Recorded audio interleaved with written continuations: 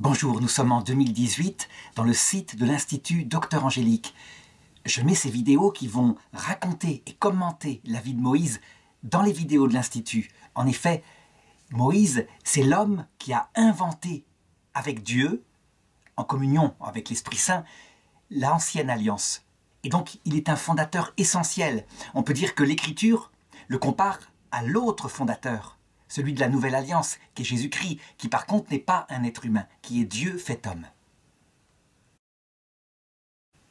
Je laisse derrière moi l'icône de Notre-Dame, de la Vierge Marie, qui est une descendante de Moïse, afin que, je dirais, ces leçons qui vont aborder en vérité un homme qu'on ne connaît pas, que les catholiques et les protestants se représentent souvent, je dirais, à partir d'une image un peu chrétienne, parce que Moïse apparaît lors de la transfiguration de Jésus, il apparaît avec Élie, et donc nous savons qu'il est au paradis. Eh bien, à partir de cette image-là, nous avons tendance à l'identifier un peu trop à Jésus. Or, c'est autre chose. C'est un autre âge de l'humanité. C'est une autre alliance, je dirais, adaptée à des hommes qui manifestement ont encore à s'affiner.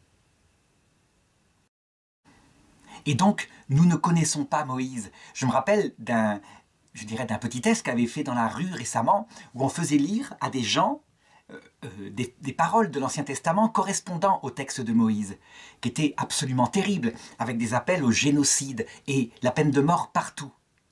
Eh bien, ces gens-là pensaient que c'était des textes éventuellement du Coran. Et quand on leur dit que c'était des textes de la Révélation que les chrétiens acceptaient, à savoir de l'Ancien Testament, ils étaient stupéfaits. Ça veut dire qu'ils n'avaient pas appris cela. Eh bien, dans ces vidéos, je voudrais raconter la vraie vie de Moïse, mais avec tout de même cet esprit. Ce que raconte l'Écriture de l'époque de Moïse, je dirais, sans doute avec beaucoup de traits de vérité, parce que elle n'éducore rien, y compris du péché de Moïse. Eh bien, ce qu'elle raconte, ce n'est pas pour raconter, je dirais, la volonté de Dieu, définitive, celle qu'il révélera par Jésus-Christ, mais c'est pour raconter comment Dieu prend son peuple là où il est, dans la mentalité où il est, mentalité souvent barbare de ces époques anciennes qui sont l'âge du bronze particulièrement. Il les prend là où il est et il les fait évoluer jusqu'au salut. C'est un grand espoir pour nous, nous qui nous comportons comme des pécheurs. Ça veut dire que Dieu se souvient que nous pouvons progresser, que nous devons progresser. Je me rappelle que ma nounou, quand j'étais petit, m'avait dit une fois, alors que je faisais des bêtises par rapport à mon petit frère, qui était, je dirais, qui était tout petit, et que je faisais jouer un peu trop fortement à des jeux d'adultes, eh bien, elle m'avait dit « Souviens-toi que tu as été enfant ». C'est une parole qui m'a marqué et qui, je crois, doit présider à la lecture de cette vie de Moïse. Alors, je le ferai de deux façons. D'abord, dans le sens littéral. Quel est ce texte rédigé à une certaine époque? Qu'est-ce qu'il veut dire, très concrètement? Ce texte dont le peuple juif a vécu, plus ou moins, parce que la loi de Moïse est quasiment invivable, impossible. Il y a plus de 600 commandements et les gens ne pouvaient pas s'y conformer. Ils ont même modifié la loi de Moïse peu à peu, au fur et à mesure que les prophètes arrivaient. Et puis, dans un sens chrétien, parce qu'en fait, Moïse ne parle, sans qu'il le sache, c'est l'Esprit Saint, à travers Moïse, ne parle que de Jésus-Christ qui doit venir. Toute la loi de Moïse est accomplie par Jésus-Christ. La loi de Moïse, sous forme de commandements matériels, qui touchent à tous les domaines de la vie, s'accomplit en plénitude dans la loi de Jésus-Christ, mais spirituellement. Par exemple, l'interdit de manger certains animaux, comme le cochon. Pourquoi le cochon? On ne sait pas. Eh bien, devient, dans le Nouveau Testament, prend sa signification spirituelle, alors que Jésus autorise manifestement à manger du cochon. Il le montre même après son ascension à Saint-Pierre en faisant tomber une nappe sur sa table où toutes sortes de bestioles sont. Ça devient spirituellement ne pas se comporter à la manière de ce que symbolise le porc. Ça veut dire avec la luxure, avec, je dirais, la tête tournée uniquement vers la terre, les biens de la possession terrestre, etc. Je dis bien ce que symbolise le porc, parce que le pauvre cochon, lui, c'est un animal qui n'y peut rien et qui est comme les autres animaux, paraît-il même plus intelligent que les petits chiens.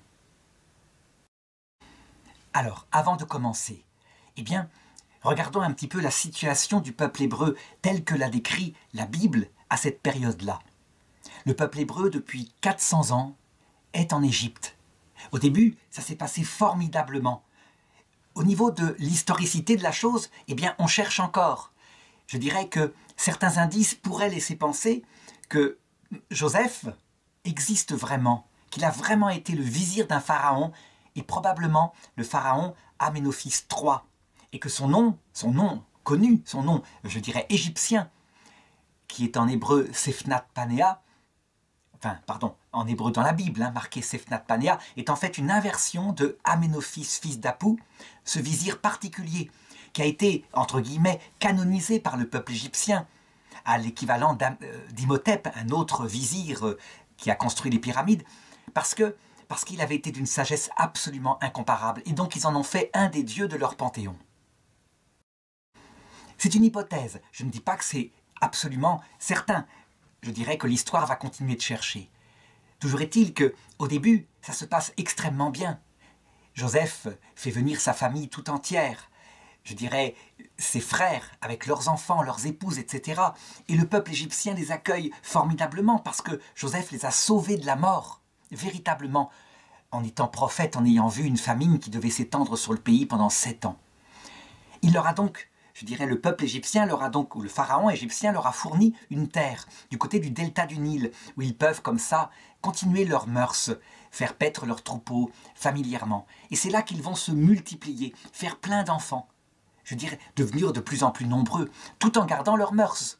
Leurs mœurs étant, je dirais, totalement différents de ceux du peuple égyptien, mais je dirais presque trait pour trait, au point que petit à petit, le peuple égyptien ne se souvient plus de ce que fit Joseph, et se met d'abord à regarder avec hostilité ce peuple si différent, qui par exemple porte la barbe pour les hommes, qui fait paître des troupeaux, alors que le peuple égyptien poursuit les poils partout. Ça paraît un détail, mais c'est un détail qui les énerve, vraiment, et qui d'autre part est plutôt agriculteur que nomade pasteur.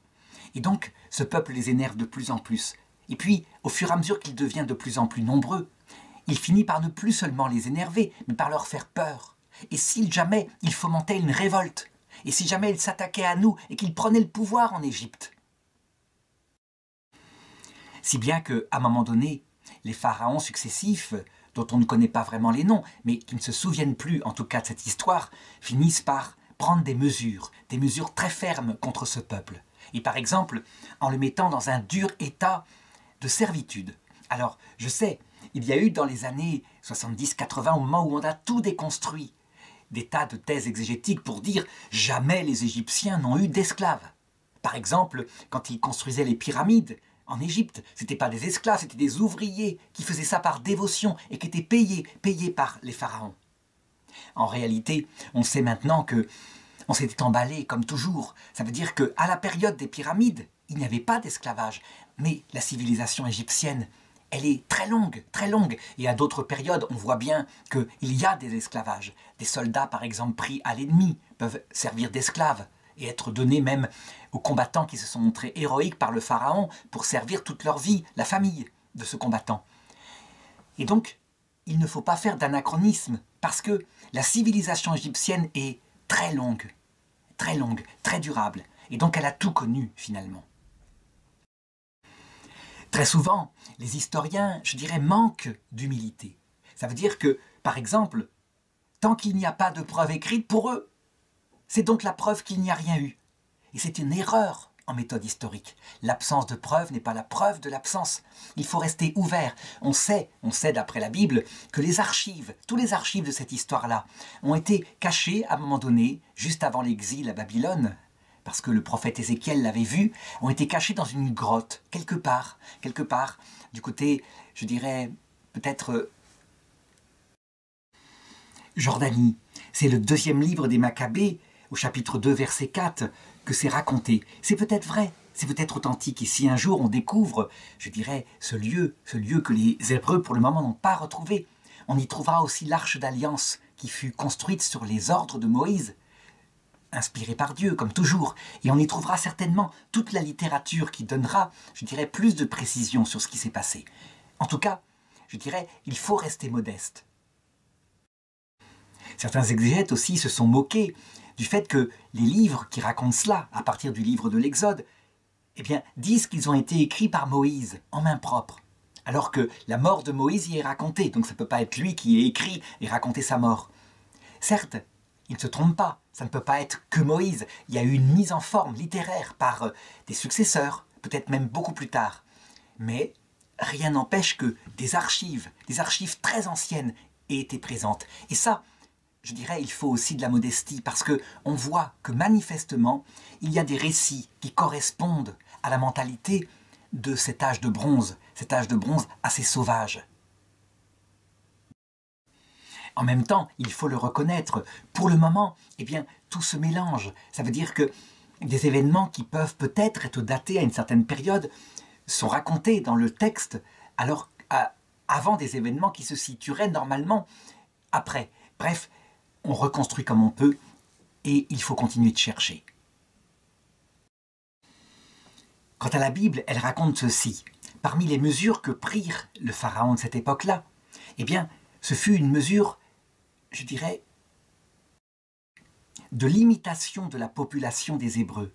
Si bien que, au chef des sages-femmes qui accouchaient habituellement les Hébreux, les pharaons dirent ceci. Quand vous mettez au monde, quand vous aidez à mettre au monde un enfant, vous regardez. Si c'est un garçon, alors vous le mettez à mort, et si c'est une fille, vous la laissez vivre. Mais les sages-femmes ne purent pas, bien sûr, appliquer cela, ne serait-ce que parce qu'on les surveillait, que parce que les femmes, quand elles accouchent, elles sont parfaitement conscientes de ce qu'ils font, si bien que Pharaon les convoqua et dit « Pourquoi n'avez-vous pas appliqué ceci ?» Et elles répondirent « Ah ben, les femmes des Hébreux sont beaucoup plus vives et réveillées que les femmes des Égyptiens, donc on ne peut pas faire comme ça. »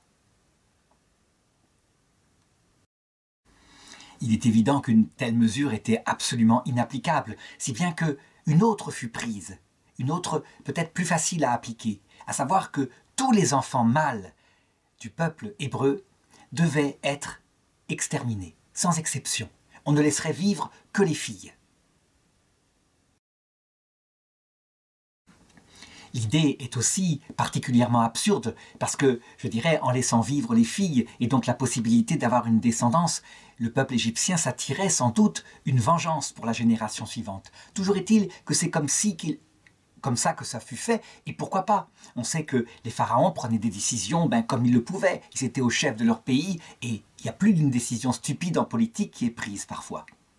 Toujours est-il que, voilà qu'une femme du peuple hébreu mit au monde un garçon. Et ce garçon était beau. Et donc elle se dit, la meilleure façon, c'est que je vais le confier à la Providence. Et donc elle façonna un petit panier en osier, et elle le déposa dans le Nil, sur le Nil, en postant sa sœur un peu plus loin, qui regardait pour savoir ce qui allait advenir de ce petit enfant dans son panier. Et voici que, à la même période, la fille du pharaon vint se baigner dans le Nil avec ses compagnes. Et tout d'un coup, elles virent ce panier un peu plus loin qui flottait. Et donc, la fille de Pharaon dit à ses compagnes d'aller le chercher pour regarder ce qu'il y avait dedans. Et voilà que c'était un petit garçon qui pleurait, et qui était beau comme tout. Elle fut touchée. Et donc, elle se dit, c'est certainement le fils d'un Hébreu qui a été mis comme ça sur le fleuve. La sœur de ce petit garçon s'approcha de la fille de Pharaon et lui dit « Veux-tu que je cherche parmi les Hébreux une nourrice qui pourra en prendre soin ?» Et la fille du Pharaon, qui ne voulait pas abandonner cet enfant, lui dit « C'est une très bonne idée. » Alors la sœur alla chercher la propre mère de cet enfant. Quant à cet enfant, eh bien, la fille du Pharaon l'appela Moïse. Ce qui signifie, paraît-il en hébreu, « sauver des eaux ». Mais on voit que ce nom a aussi une racine égyptienne. Ça fait passer au pharaon Ahmosé, par exemple, qui porte un nom assez proche. Et c'est ainsi que Moïse grandit dans la double culture. Il est évident que sa mère lui raconta comment les circonstances de son salut. Tandis qu'en Égypte, auprès de la fille du pharaon, qui l'avait pris, je dirais, sous sa protection, il recevait la meilleure éducation égyptienne. Évidemment, il y a la racine qui parle, la racine génétique qui est plus forte. Et donc Moïse se sentit davantage enfant d'Israël que enfant d'Égypte. Si bien qu'il grandit, je dirais, n'étant pas soumis aux mêmes conditions que ses frères, et donc il développa un sens profond du scandale que vivait son propre peuple, mis dans un tel esclavage. C'est souvent comme ça. Les révoltes ne viennent pas des ouvriers de base qui sont écrasés par le travail, ils viennent de ceux qui peuvent penser, qui ont plus de temps. Toujours est-il qu'un jour, ayant grandi, il remarqua un garde égyptien qui frappait durement un ouvrier israélite parce que sans doute il avait fait une faute au travail. Alors Moïse regarda à droite, il regarda à gauche, que personne ne le voit, et il tua le garde égyptien avec sa particulière, qui était particulièrement cruel, ce garde. Et puis il l'enterra dans le sable. Il pensait que personne ne l'avait vu. Mais voilà que quelques jours plus tard, il vit deux Israélites qui se prenaient durement dans une sorte de combat. Et donc il essaya de les séparer en leur disant « Vous êtes frères, ne vous battez pas comme cela ». Et l'un des deux, dans sa colère, dit à Moïse « Parce que tu vas nous tuer, un peu comme tu as tué l'Égyptien ». Alors Moïse sut que quelqu'un l'avait vu et que la chose se savait, que ce garde qu'il avait tué, eh bien ça remonterait un jour jusqu'aux autorités égyptiennes et peut-être jusqu'au pharaon. Et c'est ce qui se passa. Alors Moïse eut peur. Il se dit « Le pharaon voudra certainement me mettre à mort ». Et donc il décida de fuir l'Égypte et de partir vers l'ancienne terre de son peuple, du côté de Canaan. Évidemment, c'était pour lui un vrai changement de vie. Lui qui avait toujours été, je dirais, dans le coton, il se retrouvait comme ça, maintenant, exilé de son pays, de sa double racine qui le torturait. Et donc, il tomba à un moment donné sur un puits, près de Madian. Et il y avait le prêtre de Madian qui avait 7 filles. Et ces filles gardaient le troupeau. Et donc il s'approcha et il vit que des bergers du secteur ne voulaient pas les laisser approcher. Alors il les défendit, il les aida, et elles purent ainsi abreuver leur troupeau. Les filles du prêtre de Madian revinrent le soir et racontèrent à leur père ce qui s'était passé. Et leur père leur dit « Faites-le donc venir, cet homme-là. Pourquoi ne l'avez-vous pas fait venir? Nous pourrons ainsi le récompenser pour ce qu'il a fait pour vous. » Et cet homme plut au prêtre, donc Moïse plut au prêtre, qui décida de lui donner sa fille pour épouse. Et c'est ainsi qu'il resta auprès d'eux pour les aider dans leur travail de berger. Et Sipora, sa femme, tomba enceinte et mit au monde un enfant qu'il nomma Gershom, car, dit-il, « Je suis un immigré en terre étrangère. » Et puis le temps passa.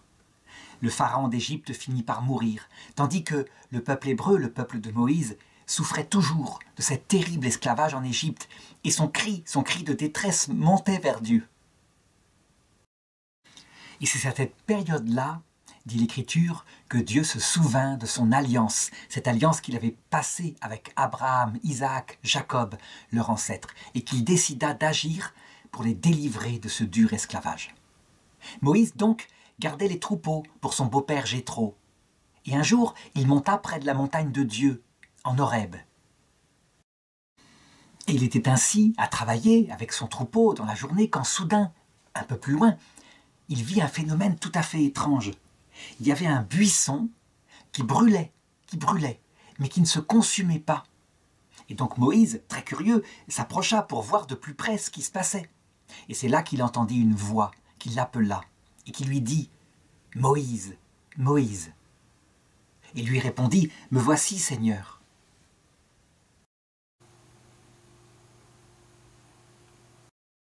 Et la voix continua à parler en lui disant « Je suis le Dieu de tes pères, Abraham, Isaac, Jacob. J'ai entendu la détresse de mon peuple. J'ai entendu son cri face à ses agresseurs. Oui, je connais ses angoisses. Et je suis descendu pour le délivrer de la main des Égyptiens et le faire monter de cette terre vers une terre plantureuse et vaste, vers une terre qui ruisselle de lait et de miel, vers la demeure des Cananéens, les Hittites, des Amorites, des Périzites, des Hivites et des Jébuséens. Maintenant, le cri des Israélites est venu jusqu'à moi. J'ai vu l'oppression que font peser sur eux les Égyptiens. Maintenant, va, je t'envoie auprès de Pharaon. Fais sortir d'Égypte mon peuple, les Israélites. » Et Moïse ne s'était pas trompé, la voix était nette. Alors il commença à s'inquiéter, en se disant « Seigneur, Seigneur, je ne sais pas parler, je suis quelqu'un d'un peu bègue, envoie quelqu'un d'autre. Je ne suis rien, moi, après tout. » Mais Dieu lui répondit « Je serai avec toi, et voici le signe qui te montrera que c'est moi qui t'ai envoyé. Quand tu feras sortir le peuple d'Égypte, vous servirez Dieu sur cette montagne, la montagne où il était, là, justement, où le buisson ardent brûlait. Mais Moïse, visiblement, était paniqué par cette mission, il n'en voulait pas. Alors il dit à Dieu, « Et si j'arrive auprès de mes frères, les Israélites, et que je leur dis que c'est Dieu qui m'a envoyé, et qu'ils me demandent, « Qui est le Dieu qui t'a envoyé? Donne-nous son nom pour que nous te croyions. » Qu'est-ce que je leur dirai? Je ne connais même pas ton nom. Eh bien, c'est à ce moment-là, raconté dans le livre de l'Exode, au chapitre 3, 13, que Dieu révéla son nom. Du moins, un de ses noms. Parce que, on va le voir, il y aura bien d'autres révélations après, avec d'autres prophètes. Dieu dit à Moïse, « Je suis ». Il ajouta, « Voici ce que tu diras aux Israélites. Je suis m'a envoyé vers vous. » Il dit encore, « Tu parleras ainsi aux Israélites. Yahvé, le Dieu de vos pères, le Dieu d'Abraham, le Dieu d'Isaac, le Dieu de Jacob, m'a envoyé vers vous. » Yahvé, c'est je suis, sauf qu'il n'y a pas de voyelle dans l'hébreu écrit, si bien que certains disent Jéhovah, d'autres Yahvé. On a reconstitué comme on a pu, on ne sait pas comment ça se prononçait, puisque par respect pour ce nom, les Hébreux le prononcent extrêmement peu souvent, seul le grand prêtre le peut. Et Dieu ajouta, c'est mon nom pour toujours, et ainsi, c'est ainsi que l'on m'invoquera de génération en génération. Je suis. Ce qui est incroyable, c'est que, en fait, ce nom ne dit pas « j'existe », il dit « je suis ». Certains ont dit « ça veut dire « je suis celui qui est » ou « je suis celui que je suis ». Le plus simple, c'est de dire « je suis ». C'est en tout cas le nom que reprendra Jésus dans l'évangile selon saint Jean pour manifester aux Juifs qu'il est Dieu fait homme. Et les Juifs le comprendront. Mais évidemment, refuseront de le croire et donc prendront même des pierres pour le lapider. C'est raconté dans Jean chapitre 8, verset 55. « Abraham, votre père, exulta à la pensée qu'il verrait mon jour. Il l'a vu et il a été dans la joie. » Les Juifs, donc en tout cas les théologiens juifs qui étaient là, lui dirent alors « Tu n'as pas 50 ans et tu as vu Abraham ?» Jésus leur dit « En vérité, je vous le dis, avant qu'Abraham existât, je suis. » Alors ils ramassèrent des pierres pour les lui jeter, mais Jésus se déroba et sortit du temple. Les Juifs, véritablement, voulaient être sûrs que Jésus avait dit ça. Et d'ailleurs, ils l'avaient entendu dire plusieurs fois la même chose. En Jean chapitre 8, verset 24, « Je vous ai donc dit que vous mourrez dans vos péchés, car si vous ne croyez pas que je suis, vous mourrez dans vos péchés. » Ils lui dirent alors, « Qui es-tu » Et Jésus leur répondit, « Dès le commencement, in principio en latin, en arché en grec, ce que je vous ai dit. »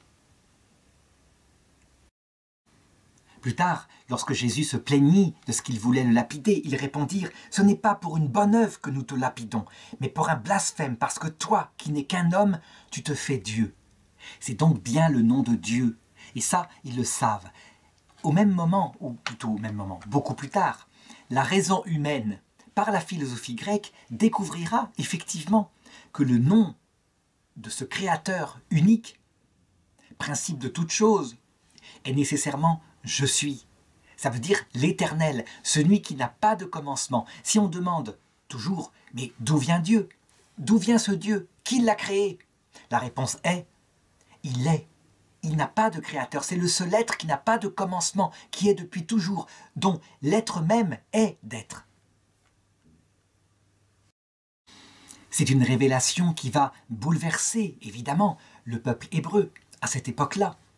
Découvrir par révélation que leur Dieu n'est pas simplement un Dieu familial, comme les autres familles et tribus du secteur en avaient, mais qu'il est l'être qui n'a jamais commencé d'exister, l'être éternel, qu'il est donc le créateur de tout. Ça, c'est quelque chose de bouleversant. Par contre, ce qu'il faut bien noter, c'est que à Moïse, il n'est pas donné toutes les révélations sur ce Dieu. Il sait qu'il est. Il est l'Éternel. Il ne connaît pas encore son cœur, donc il ne faut pas faire de projection. La révélation va se faire peu à peu. D'abord, Dieu d'Abraham, d'Isaac et de Jacob, un Dieu qui s'occupe de la famille. Et puis, l'être qui n'a jamais commencé d'exister, le créateur de toutes choses. Ça, c'est avec Moïse. Il faudra bien plus tard, avec Jésus-Christ, pour connaître le cœur de ce Dieu, sa vie intime, ses intentions profondes sur nous. Tout simplement parce que la révélation, elle s'est faite progressivement, je l'ai dit tout à l'heure. Toujours est-il que, lors de cet épisode du buisson ardent, Dieu continua de se révéler à Moïse et lui annonça prophétiquement ce qu'il se passerait, comment il réussirait sa mission après de grandes difficultés qui seraient dues en partie à Dieu. Dieu dit, le Pharaon ne voudra pas te laisser partir. Et donc, moi, j'endurcirai le cœur de Pharaon. Je l'endurcirai afin, à la fin, de me glorifier au profit de Pharaon. Et il vous laissera partir avec des biens, avec des richesses. Mais Moïse n'était pas convaincu, toujours pas. Il se disait, mais pourquoi me choisit-il, moi, le moindre des hommes? Alors il répondit à Dieu, et s'il me demande un signe concret, pas seulement ton nom, mais un signe concret pour prouver que je viens de toi. Alors Dieu lui répondit, qu'as-tu à la main? Et Moïse répondit, j'ai mon bâton. Alors Dieu lui dit, lance ton bâton par terre. C'est ce que fit Moïse, et le bâton se transforma en serpent. Et Moïse se mit à fuir devant lui, tellement il était réel. Alors Dieu dit à Moïse, attrape le serpent par la queue, ce que fit Moïse, et le serpent se retransforma en bâton. Et Dieu donna un autre signe à Moïse, il lui dit, mets ta main dans ton sein. Et Moïse mit sa main dans son sein. Et sa main ressortit, elle était blanche comme la neige. Dieu dit, remets ta main dans ton sein. Moïse le fit, et la main redevint normale.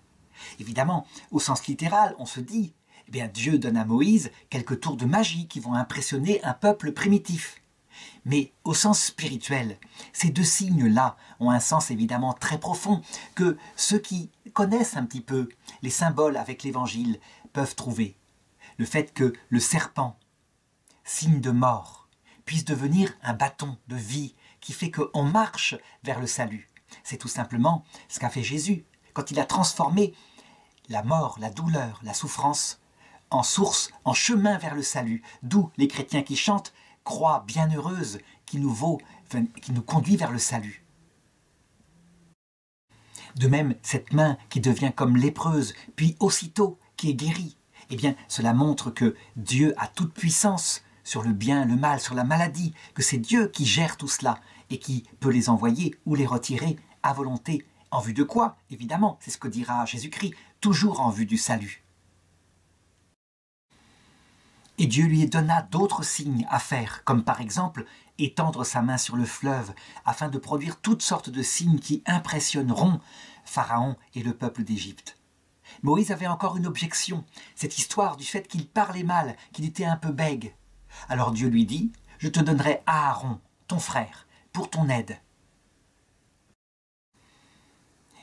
Lui parlera, je lui mettrai les mots qu'il faut et il parlera pour toi. » Et la colère de Dieu commença à s'enflammer contre Moïse, qui renâclait tellement contre cette mission. Finalement, n'ayant plus d'excuses, Moïse finit par retourner vers son beau-père Jéthro et lui annonça « Laisse-moi revenir vers mes frères en Égypte, parce que Dieu veut que je les délivre de leur servitude. » Et Jéthro lui dit « Va en paix. » Alors Moïse prit sa femme et son fils. Il les mit sur un âne et il partit vers l'Égypte. Tandis qu'ils étaient en chemin, la parole de Dieu ne cessait de continuer à lui parler, à s'adresser à lui. Et je voudrais citer en particulier une parole qu'on trouve en Exode chapitre 4, verset 22. « Alors, dit Dieu, tu diras à Pharaon, ainsi parle Yahvé, mon fils premier-né, c'est Israël. Mon fils premier-né, c'est Israël. » Ça veut dire quoi? Eh bien, évidemment, on le sait maintenant, toujours pareil, par Jésus-Christ, que l'histoire d'Israël, c'était la manière dont Dieu préparait la naissance à la vie éternelle du monde entier. À savoir que cette histoire ne visait qu'à affiner, faire mûrir et préparer le salut qui viendrait pour tous les hommes. Israël ayant été choisi par Dieu parce que c'était un petit peuple, symbole de l'humanité tout entière. Et Dieu ajouta, il dit à Moïse, « Tu diras au Pharaon, laisse aller mon fils, Israël, qu'il me serve. Et puisque tu refuses de le laisser aller, eh bien moi, je ferai périr ton fils premier-né. » Ça veut dire que le dernier des signes que Moïse devait accomplir était déjà annoncé dès le départ. Et le récit raconte d'autres faits mystérieux lors de cette avancée vers l'Égypte. Par exemple, en Exode, chapitre 4, verset 24, il est raconté que pendant une nuit, alors qu'il s'approchait, Dieu s'approcha de Moïse et chercha à le faire mourir. Alors sa femme Tsipora prit un silex et circoncit leur fils. Puis, avec le prépuce, elle toucha les pieds de Moïse et elle dit « Tu es pour moi un époux de sang ». Qu'est-ce que ça signifie ce passage particulier? Évidemment, le fils n'était pas circoncis, donc il n'était pas rentré dans l'alliance. Cette alliance que Dieu avait demandé aux Israélites de toujours suivre. Mais elle signifie aussi autre chose. Moïse, eh bien, Dieu permet qu'il soit attaqué fortement, qu'il soit attaqué par des épreuves, parce que Dieu pourrait très bien libérer son peuple de lui-même. Mais il est en train de façonner le cœur de Moïse, en lui apprenant ici l'obéissance, mais aussi sa propre faiblesse, s'il ne la connaît pas encore. C'est Jésus, encore une fois, qui montrera plus tard que, en fait, tout ce que vit ce peuple, tout ce que vivent ces humains, sont en fait des épreuves purificatrices, pour que, ultimement, ils puissent être sauvés pour une vie éternelle. Ce que Moïse ne sait pas encore. On verra tout au long de ce texte que Moïse n'envisage même pas la vie après la mort. C'est pas pour lui quelque chose de prégnant. Pour lui, la mission va consister à préparer son peuple à conquérir une terre sur terre, pour y faire, je dirais, un avenir politique. Il faut bien donc savoir que même cela, le sens qui pour nous paraît évident, tout ça prépare la vie éternelle, n'était pas du tout évident à cette époque-là parce que Dieu ne l'avait pas encore révélé. Dieu apparut à Aaron, le frère de Moïse qui était encore en Égypte, et lui dit de partir en avant dans le désert pour rencontrer Moïse, ce qu'il fit. Et ainsi Moïse ont un signe de plus que c'était vraiment Dieu qui parlait. Et alors ils arrivèrent devant les anciens du peuple, dans le delta du Nil, et là Moïse leur raconta tout ce que Dieu leur avait dit. Et les gens furent très contents. Et les gens se dirent, manifestement, Dieu maintenant va nous délivrer de ce dur esclavage que nous vivons. On peut dire que Moïse agit finalement un petit peu comme un révolutionnaire, un libérateur, tel qu'on en voit au XXe siècle dans certains peuples qui sont par exemple en colonisation. Et donc, tout ceci parvint aux oreilles du Pharaon, qui reprocha durement à Moïse en disant « Tu révoltes ce peuple contre mon autorité, et tu les empêches de faire leur corvée. » Alors le Pharaon, tel un patron d'entreprise qui ne veut pas de la grève, eh bien prit une mesure très stricte en disant aux surveillants « Maintenant vous ne leur fournirez plus la paille qui leur serve pour mouler les briques. Ils devront la chercher eux-mêmes. Et alors ils devront fournir le même nombre de briques pour avoir leur nourriture, le même nombre de briques qu'auparavant. » Il faut dire que la Bible donne un petit détail. Ils construisaient à ce moment-là, dans le delta du Nil, les villes entrepôts de Ramsès et de Python. Des villes qu'on a retrouvées, effectivement. Quant à la paille hachée, eh bien, mélangée à la boue, elle lui donne une certaine solidité, un petit peu comme le ferait maintenant des fibres de verre dans du matériel mou. Et on laisse sécher les briques au soleil. Donc, des constructions en briques non cuites, il ne reste rien. Par contre, les appareillages en pierre des bâtiments centraux, on les retrouve encore. Évidemment, devant cette corvée supplémentaire que leur infligea Pharaon, bien, le peuple israélite se révolta plutôt contre Moïse. Les serviteurs du roi allèrent voir le Pharaon et lui dire « Pourquoi as-tu alourdi ainsi notre travail ?» Et le Pharaon répondit « Parce que vous êtes des paresseux. Vous prétendez vouloir aller sacrifier dans le désert, c'est parce que vous voulez fuir le travail. Et donc, ce sera ainsi. » Si bien que, pour la première fois, le peuple commença à récriminer contre Moïse. C'est que, finalement, il s'attendait à ce que Dieu, par exemple, fasse un grand miracle immédiat qui, je dirais, d'un seul coup, provoque que le Pharaon change d'avis et laisse partir son peuple. Pas du tout, c'est pas comme ça se fait dans l'épreuve. Ça veut dire que Dieu qui peut tout faire ne veut rien faire sans nous. Au niveau de la théologie de la grâce, c'est très important. Cela veut dire que l'homme n'est pas, je dirais, une petite chose passive. Il veut l'homme debout, qui travaille, porté par la grâce évidemment, aidé par lui, mais qui travaille à son salut. Moïse se tourna vers Dieu et lui demanda, je dirais, de l'aider. Alors, en Exode chapitre 6, verset 1, Dieu répondit à Moïse, « Maintenant, tu vas voir ce que je vais faire à Pharaon. Une main forte l'obligera à les laisser partir. Une main forte l'obligera à les expulser de son pays. » Ça veut dire en fait que Dieu prépare une geste grandiose, que lorsque tout semble perdu, en fait, il prépare une victoire beaucoup plus grande, mais qui s'acquiert parfois avec du temps et de la patience. Et Dieu ordonna à Moïse de parler au peuple, avec un langage solennel, un langage puissant, et Aaron parla pour lui, et il dit ceci, « Dieu m'a dit de vous dire, je suis le Dieu de vos pères, Abraham, Isaac et Jacob. C'est moi qui vous ai promis que je vous délivrerai avec grande puissance et que je vous amènerai vers un pays où ruisselle le lait et le miel, etc. » Un discours extrêmement fort, mais le peuple ne voulut pas écouter. Il n'entendit plus les paroles, ils n'avaient plus leur pouvoir magique parce qu'ils étaient à bout de souffle avec les corvées qu'avait appliquées le Pharaon. En fait, il ne voulait plus de paroles, il voulait maintenant des actes avec une efficacité. On en est toujours, je dirais, au même point dans la politique. Le peuple connaît les paroles des politiciens. Alors Yahvé dit à Moïse, « Va voir maintenant le Pharaon et parle-lui. » Et Moïse répondit, « Mon propre peuple ne m'écoute pas. Comment est-ce que le Pharaon pourra-t-il m'écouter » Alors Yahvé répondit à Moïse, « J'ai fait de toi, aux yeux de Pharaon, un Dieu, et Moïse sera ton Aaron sera ton prophète. » Ça veut dire que le Pharaon, sans doute avec les superstitions de son temps, avec une très grande peur de Moïse, de la puissance qui émanait de lui. Il faut dire que d'après la Bible, Moïse était déjà âgé de 80 ans et Aaron avait 83 ans. Ils avaient une certaine autorité qui émanait d'eux. Cette autorité n'a pas échappé aux sculpteurs chrétiens qui plus tard ont représenté Moïse avec toute cette force qui peut émaner d'un tel homme.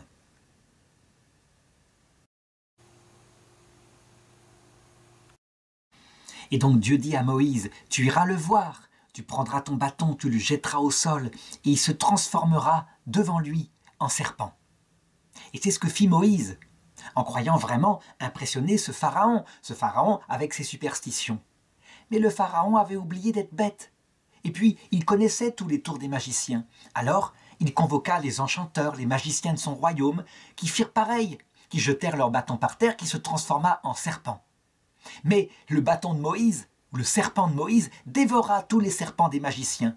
Ceci ne changea pas la vie du pharaon qui dit « Tu me fais un tour de magie, un petit peu comme les autres. » Bon, voilà. Dieu avait prévenu « J'endurcirai, disait-il, j'endurcirai moi-même le cœur du pharaon. Son intelligence, je l'obscurcirai, afin qu'il ne cède pas, parce que je me glorifierai à la fin aux yeux de Pharaon. Je lui montrerai ma puissance. » Et c'est une vraie question qui peut se poser, parce que nous avons la même actuellement. Pourquoi est-ce que, quand Dieu donne des signes, il en donne, mais très petitement. Par exemple, il y a bien les miracles de Lourdes, où on voit des phénomènes qui sont manifestement au-delà de la médecine, mais il y en a 80 qui dépassent ainsi, qui sont reconnus par l'Église catholique, parce qu'il n'y a aucune possibilité, je dirais, de s'y opposer scientifiquement. Pourquoi si peu? Et pourquoi si discrètement? En réalité, nous savons pourquoi maintenant. Parce que ce qui compte pour Dieu, ultimement, c'est de nous faire à tous miséricorde, alors que tous, nous sommes dans la désobéissance et nous manquons de foi, etc. Le but, c'est de nous faire toucher notre propre misère, parce que, en réalité, personne ne peut voir Dieu sans devenir tout humble. Toujours la même règle. Nous devons apprendre notre propre pauvreté. C'est d'ailleurs quelque chose qui sera révélé à Moïse un peu plus tard, cette histoire d'humilité nécessaire pour entrer dans la vie éternelle. Je me rappelle la réaction, par exemple, d'un évêque de Mexico lorsque un petit Indien, tout jeune chrétien, 10 ans après la chute de Mexico, de la part des conquistadors, les Aztèques étant le grand empire de l'époque, eh bien, l'évêque à qui ce petit Indien vient dire « La Sainte Vierge veut une maison, une église, elle veut une église » et qui n'y croit pas. Il faudra que surgisse un grand signe, un signe qui est toujours visible actuellement, à savoir une image non faite de main d'homme qui représente la Vierge à Guadalupe pour que cet évêque croie. Et après, il tombera à genoux et demandera pardon à la Sainte Vierge d'avoir douté. Mais en réalité, les doutes qu'il a eus, à la fois, quelque part, étaient utiles parce qu'il était prudent et en même temps, il lui permettait de lui montrer à quel point il était lui aussi grand évêque catholique, un pauvre homme devant Dieu. C'est ce que Dieu veut pour tous les hommes lorsqu'ils entreront dans l'autre monde et que là, ils verront la vérité en face. En tout cas, c'est ainsi que commencèrent les signes que Dieu devait donner au peuple égyptien, qui sont les fléaux d'Égypte. Dieu dit à Moïse, tu iras demain au fleuve, le Nil, et tu le toucheras de son bâton. Et cette eau se transformera en sang. Et tous les poissons mourront, ils crèveront par manque d'oxygène. Et c'est ce que fit Moïse en prévenant le Pharaon. Et l'eau se mit à sentir très mauvais. Et les Égyptiens ne pouvaient même plus boire l'eau du Nil. Il y avait partout du sang, c'est-à-dire cette eau rouge. On pense maintenant savoir au sens littéral ce que c'était. C'était sans doute une algue microscopique qui a empuanti l'eau, peut-être parce que trop de limon ou trop de matière organique avait permis cette pollution. Toujours est-il que les magiciens du Pharaon firent de même, si bien que le Pharaon dit « Oh, tu te sers d'un phénomène naturel pour essayer de me faire croire que c'est ton Dieu qui agit. » Et Pharaon retourna dans sa maison sans même prêter attention à ce phénomène qui peut-être était connu déjà à l'époque. Qu'est-ce qui caractérise cette série des premiers prodiges qui frappèrent l'Égypte? En fait, ce n'est pas leur réalité qui effectivement peut être naturelle, mais c'est le fait que c'est à l'ordre de Moïse qu'ils se produisent. Il touche l'eau de son bâton et l'eau se transforme en sang. C'est le fait que, on dirait que Moïse commande aux éléments. On peut dire par exemple que quand Jésus arrête une tempête alors qu'il est sur le lac de Génézareth, que les apôtres sont terrorisés parce qu'ils vont couler, qu'il dit à la tempête « tais-toi maintenant » et instantanément la tempête se tait. On peut dire que finalement une tempête qui s'arrête instantanément ça peut arriver. Mais ce qui a frappé les apôtres c'est que c'est à l'ordre de Jésus et c'est ce qu'aurait dû frapper le Pharaon. Mais il s'empesantit et il dit c'est un phénomène naturel donc il ne veut pas laisser partir le peuple. Alors Dieu dit à Moïse de passer au deuxième fléau. Donc Moïse alla voir le Pharaon et lui dit « Laisse partir mon peuple afin qu'il sacrifie dans le désert, sinon des grenouilles monteront du fleuve et envahiront toutes vos maisons, il y en aura partout, vous ne saurez pas quoi en faire. » Et c'est ce qui se produisit, les grenouilles devinrent si nombreuses qu'elles infectaient partout les huches, les silos, etc. Mais les magiciens de Pharaon expliquèrent à Pharaon qu'il pouvait en faire autant, et que finalement c'était un phénomène qui suivait souvent ce sang, cette eau changée en sang. Malgré tout, Pharaon alla voir Moïse, ou plutôt le convoqua, et lui dit « Invoque pour toi Dieu, afin qu'il fasse disparaître les grenouilles, et ainsi je te laisserai partir, pour que tu puisses sacrifier dans le désert. »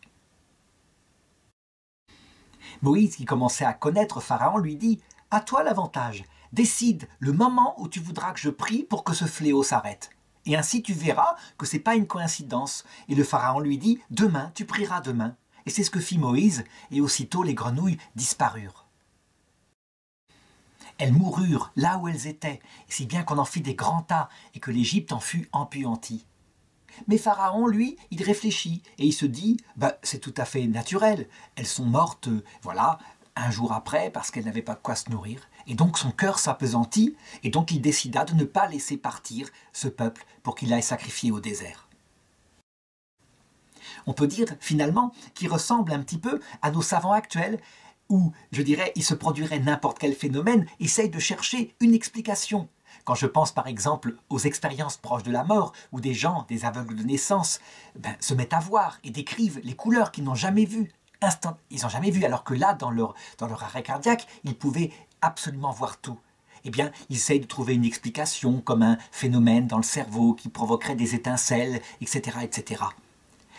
C'est la même façon de voir que le pharaon égyptien avec ses scientifiques de son époque.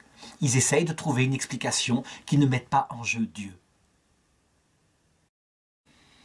Alors, Moïse continua sur l'ordre de Dieu. Dieu lui dit « Prends la poussière, jette-la en l'air, elle se transformera en moustique, et les moustiques attaqueront tous les gens. » Et c'est ce que fit Moïse.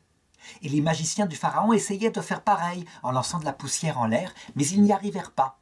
Il n'empêche que le pharaon, qui avait été, on peut dire, un petit peu mis au courant par les 2 premiers prodiges qui paraissaient tellement naturels, eh bien, ne crut pas qu'il y avait là le doigt de Dieu. Pourtant, certains magiciens lui disaient « Attention, peut-être là il y a le doigt de Dieu ». Donc le pharaon s'endurcit une fois de plus. Dieu s'adressa à Moïse et lui dit « Va demain, lève-toi tôt, tu trouveras le pharaon alors qu'il ira vers le Nil, et tu lui diras « Laisse partir mon peuple afin qu'il sacrifie dans le désert, sinon j'enverrai sur toi les tans. » Les tans, ça veut dire des mouches qui piquent, un peu comme des moustiques, mais qui sont beaucoup plus douloureux et qui sucent le sang des gens. Et évidemment, le pharaon refusa. Alors Moïse fit comme Dieu avait dit, et les tans arrivèrent sur le pays d'Égypte, sauf le pays de Goshen, ça veut dire dans le delta du Nil, où était le peuple israélite. Et là, il n'y eut pas de temps.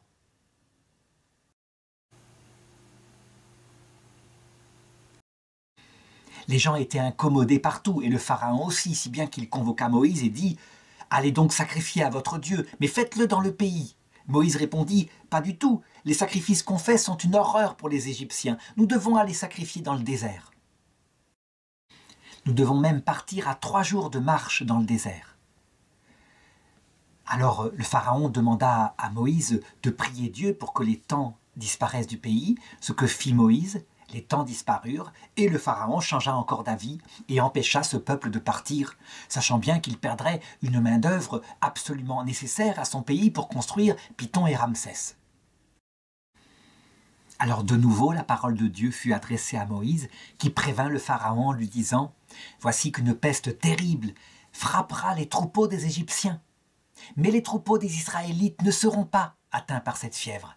Et ainsi tu sauras que c'est la main de Dieu qui te dit de laisser partir mon peuple. » Et c'est ce qui arriva. Le pharaon fit d'ailleurs une enquête. Il envoya des délégués partout et on lui apprit qu'effectivement, pas une seule bête des troupeaux des Israélites n'était morte de cette peste. Eh bien, malgré tout, son cœur s'endurcit. Je pense que si des savants actuels avaient analysé le phénomène en disant pourquoi est-ce que les troupeaux dans le delta du Nil n'ont pas été atteints, eh bien ils diraient simplement c'est une question d'orientation du vent ou une question, je dirais, de secteur où la maladie s'est étendue, elle n'est pas allée plus loin. On trouverait une explication naturelle.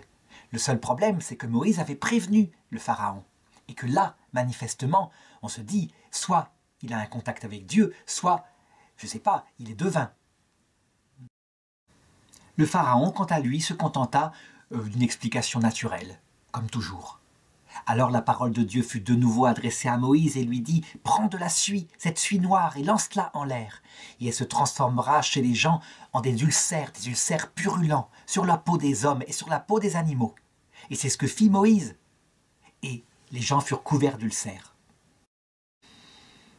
Cette fois, le pharaon ne put pas appeler les magiciens pour leur demander ce qu'ils en pensaient, parce qu'ils ne pouvaient se tenir devant lui tant ils étaient couverts d'ulcères. Et malgré tout, eh bien, il s'empesantit et il refusa de les laisser partir une fois de plus.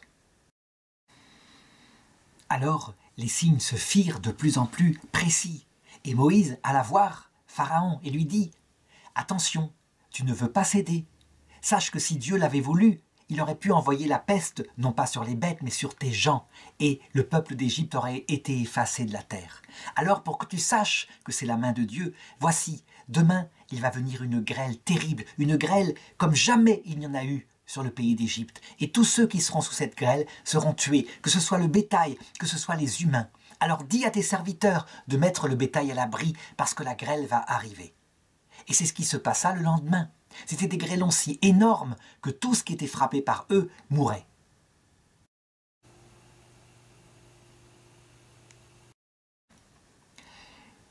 C'est Moïse, manifestement, qui provoqua la grêle. En tout cas, ce fut ainsi que les gens en parlèrent, puisque au moment où Dieu lui dit, il leva son bâton vers le ciel qui était couvert de nuages, et la grêle se mit à tomber.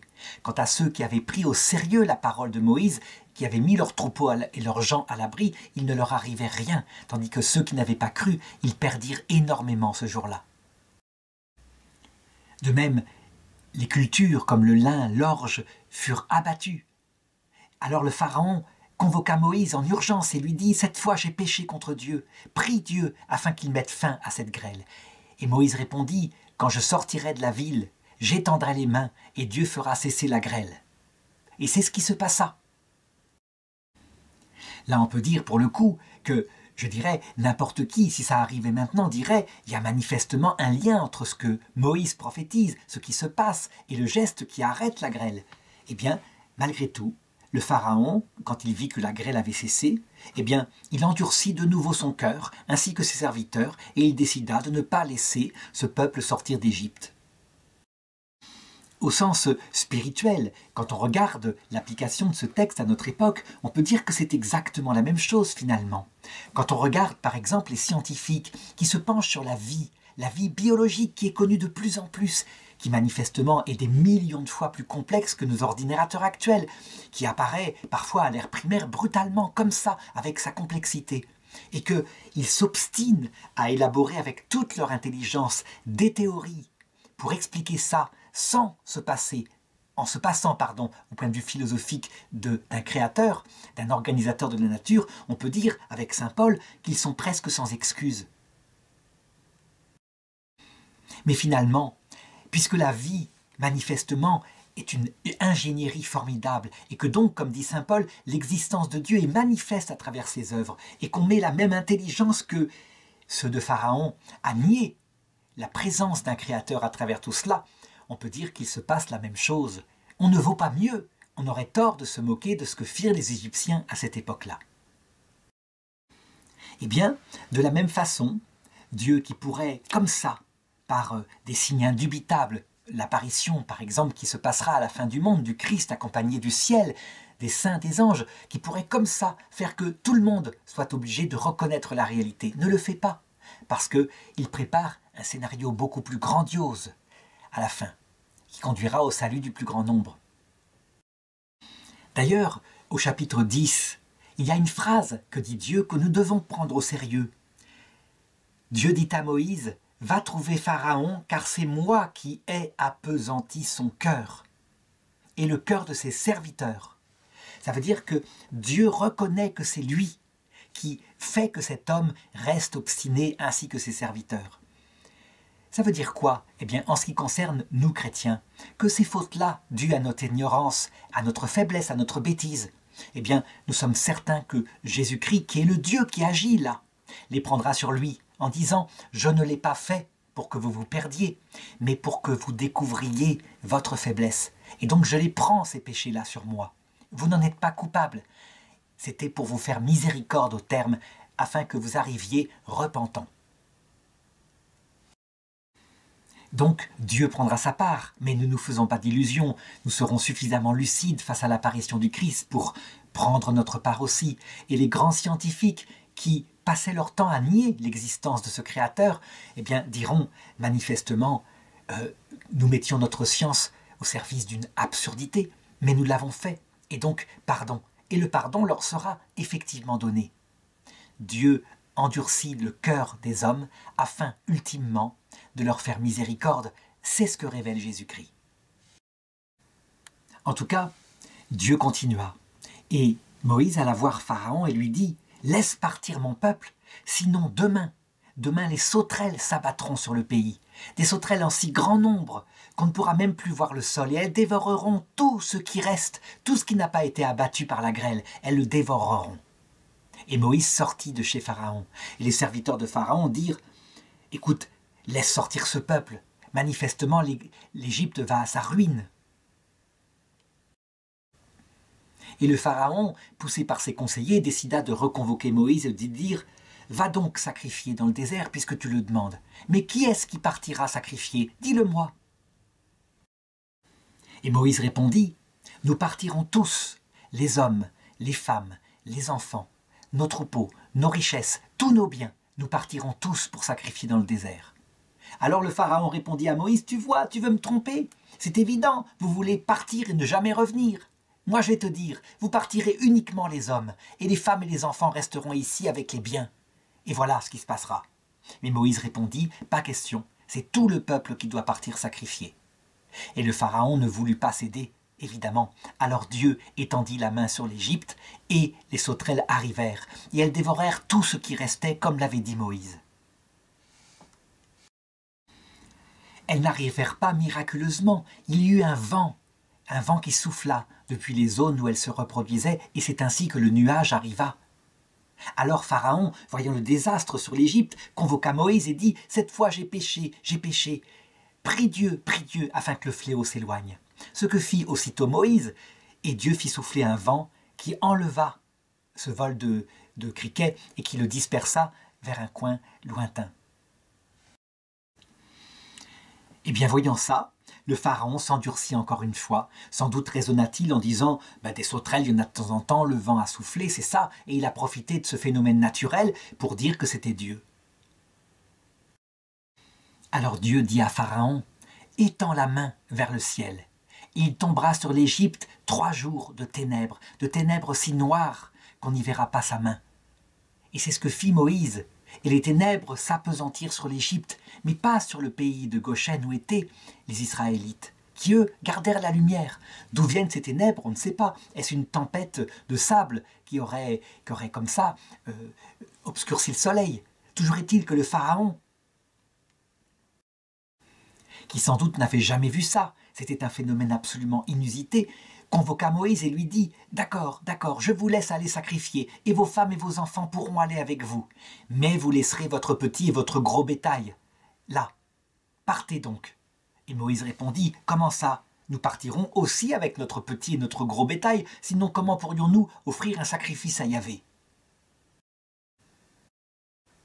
Le pharaon, entendant ça, se mit dans une grande colère et lui dit « Sors d'ici maintenant, et ne reviens plus jamais te présenter devant moi, sinon tu périras. » Et c'est ainsi que Moïse se retira de la présence de Pharaon. Quant à Dieu, il dit à Moïse « Il ne veut pas que tu te représentes devant lui, eh bien, soit, ne te représente plus devant lui, car je garde un fléau unique, et cette fois, il te laissera partir. » Et Dieu parla à Moïse en disant « Parle au peuple, demande au peuple de demander aux Égyptiens chacun un objet d'argent ou un objet d'or. » Parce que le peuple lui-même, qui ne comprenait pas l'obstination du Pharaon, finissait par prendre le parti des Israélites pour qu'ils partent. Et donc, ils étaient devenus sympathiques aux yeux du peuple, et le peuple leur donna des richesses. Puis Dieu dit à Moïse « Ainsi parle Yahvé. Vers le milieu de la nuit, je parcourrai l'Égypte, et tous les premiers-nés mourront dans le pays d'Égypte, aussi bien le premier-né de Pharaon, qui doit s'asseoir sur son trône, que le premier-né de la servante qui est derrière la meule, ainsi que tous les premiers-nés du bétail.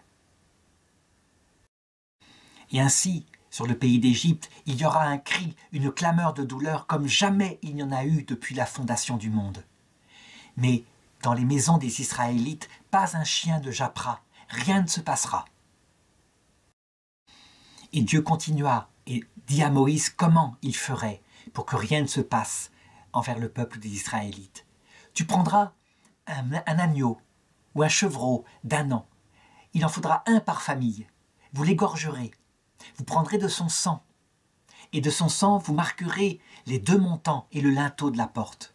Et ainsi, quand l'ange exterminateur, l'ange de Yahvé, passera pour exterminer les premiers-nés dans tout le pays d'Égypte, il verra qu'ici, il y a le peuple des fils d'Israël et il ne touchera pas à cette maison. »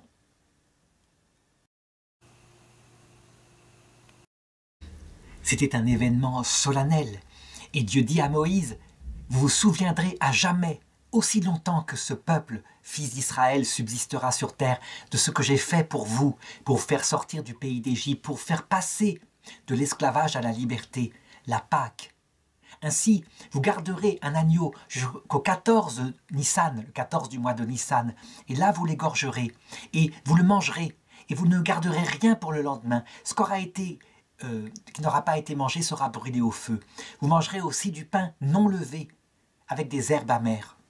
Et vous mangerez avec une ceinture sur le corps et des sandales aux pieds, pour bien indiquer que vous étiez prêt à partir ce jour-là, parce que Dieu allait agir. Et c'est ainsi que Dieu institua, je dirais pour le peuple juif, le peuple hébreu, la fête de la Pâque, avec son rituel, où l'agneau est signe du salut, l'agneau égorgé. Évidemment, ce que Moïse fait avec le sang d'un agneau animal, eh bien pour les chrétiens ça parle beaucoup, parce que les chrétiens par Jésus-Christ, vont reprendre cette fête. Sauf que l'agneau, cette fois, c'est l'agneau de Dieu, celui qui enlève le péché du monde. Ça veut dire que cette fête-là, qui signifie un événement réel, politique, est arrivée au peuple hébreu, prend un sens par Jésus-Christ, un sens éternel pour le monde entier, à savoir Dieu lui-même donne sa vie pour que nous comprenions ce qu'il nous veut, pour que jamais plus nous ne doutions que tout ce qu'il fait, y compris des épreuves par que nous sommes passés, bien tout ce qu'il fait ne vise pas à nous écraser, mais au contraire à nous sauver de notre orgueil, à nous libérer pour la vie éternelle. C'est la nouvelle Pâque, la Pâque chrétienne qui sera instituée le 14 Nissan de l'an 33 après Jésus-Christ. Évidemment, ce sens chrétien que je donne ici, Moïse ne pouvait pas le savoir, ça ne lui était pas révélé. Et je dirais, le peuple hébreu actuellement, le peuple juif, non plus ne sait pas que c'est ça que ça signifie. Dieu le révèle à qui il veut, quand il le veut. Et c'est Jésus qui, après sa résurrection aux disciples d'Emmaüs, expliquera que tout cela, ce texte entier, et je dirais même le texte de toute l'Écriture, parle en fait de lui, du salut qu'il devrait réaliser un jour par son propre sang. Et effectivement, dans le milieu de cette nuit terrible en Égypte, l'ange exterminateur de Dieu passa. Et partout des mères, des pères se levèrent, et voilà que le premier-né était mort. Et un grand cri monta de l'Égypte, et le pharaon lui-même se leva, parce que son héritier était mort. Alors, aussitôt, instantanément, je dirais, les Égyptiens sortirent de leur maison et poussèrent le peuple afin qu'il parte d'Égypte, qu'il ne reste pas une minute de plus. Mais le peuple était prêt, il portait ses sandales, il portait la ceinture, et tout était prêt. Ils partirent donc vers le désert.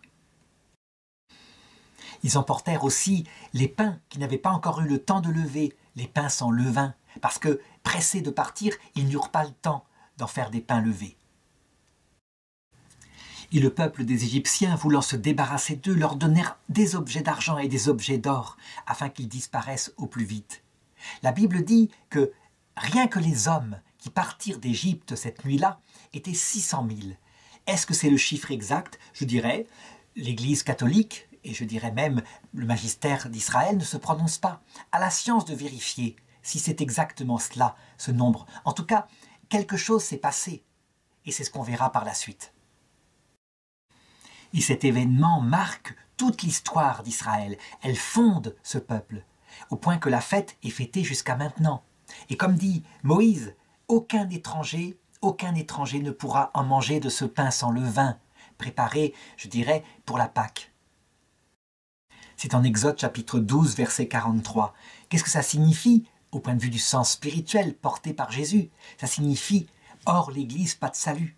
Ça veut dire, évidemment, hors l'amour du Christ, l'amour de la charité, il n'y a pas de salut. Ça ne veut pas dire hors le troupeau matériel de l'Église catholique visible.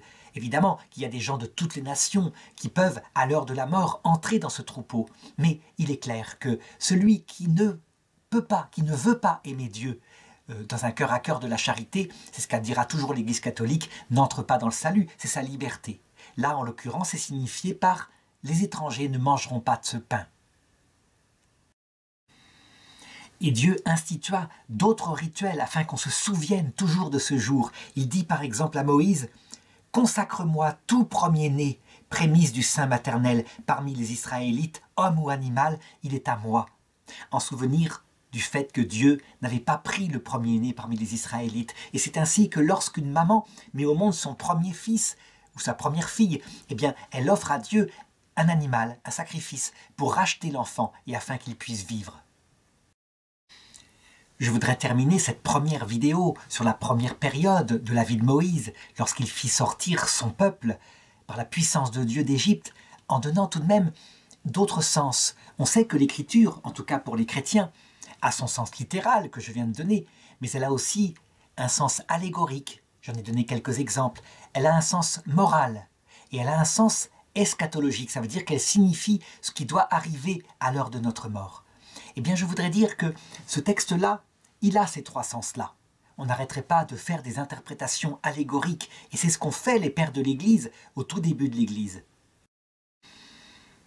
Le sens moral de ce texte, il signifie quoi, par exemple? Eh bien, que nous sommes si nous voulons être le peuple de Dieu, un peu comme les Hébreux en Égypte. Ça veut dire nous habitons sur la terre, nous y sommes des nomades, nous faisons paître des troupeaux, nous n'avons pas de demeure où reposer notre tête parce que notre tête est dans l'autre monde, le pays de Canaan que Dieu nous a promis, c'est-à-dire la vie éternelle.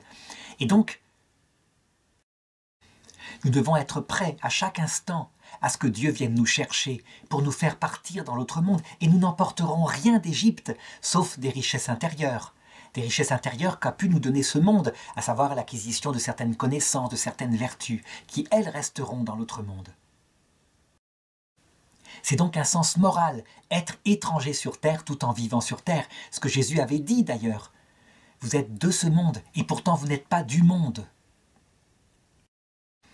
Le sens allégorique le plus profond, c'est évidemment que Moïse, c'est l'image du Sauveur, de Jésus-Christ, qui nous indique que cette vie-là n'est qu'une première étape juste où nous devons séjourner quelque temps. Certes, nous pouvons nous y sentir bien quelque part, et par moments, mais notre vraie vie, c'est d'aller auprès de Dieu, pour sacrifier dans le désert, pour le connaître davantage. Et il nous emmène vers cela. Certes, nous y perdons certaines richesses de cette terre, pour nous attacher aux richesses éternelles. Et puis, au sens eschatologique, la signification de ce texte, je la verrai dans la prochaine vidéo. Manifestement, l'Égypte représente la vie terrestre. Et le passage dans le désert représente le passage de la mort. Quant à l'arrivée en Canaan, c'est le passage et l'entrée dans l'autre monde, celui qui est vrai, celui qui a été préparé pour l'éternité par Dieu. Évidemment, ce sens-là, eschatologique, n'a été révélé que bien plus tard. Et les Sadducéens, qui ne faisaient que lire ce livre de Moïse, disaient « Mais pas du tout, il n'y a pas de vie après la mort. La seule vie qui nous attendait, c'était la vie en Canaan, sur cette terre, sur terre que Dieu allait nous donner pour y vivre un certain temps sur terre avant de terminer dans le tombeau et de disparaître. » Eh bien, peu à peu, dès le peuple hébreu, surtout après l'exil à Babylone, le sens eschatologique que je viens d'indiquer sera découvert. Et Dieu le fera découvrir à travers l'aide de la philosophie grecque, mais aussi à travers la méditation des frères Maccabées, qui comprendront que Canaan était le symbole du paradis éternel. En attendant, nous le verrons dans les prochaines vidéos, eh bien Moïse, lui, il prendra, pour expliquer le sens de ce texte à son peuple, l'exact inverse de ce qu'il avait détesté en Égypte. Ça veut dire les Égyptiens qui ne vivaient justement que pour l'éternité, qui se construisaient des tombeaux en pierre et des maisons en briques afin de pouvoir vivre dans leurs tombeaux et se préparer à la résurrection. Eh bien Moïse n'en parlera jamais. Les Égyptiens qui passaient à travers des représentations de tous leurs dieux interdira les représentations. On pourrait dire que la loi de Moïse, c'est comme l'inverse de la loi de l'Égypte. Moïse n'en veut pas. Parce qu'il a été dégoûté de cette culture égyptienne, eh bien Dieu passera par cette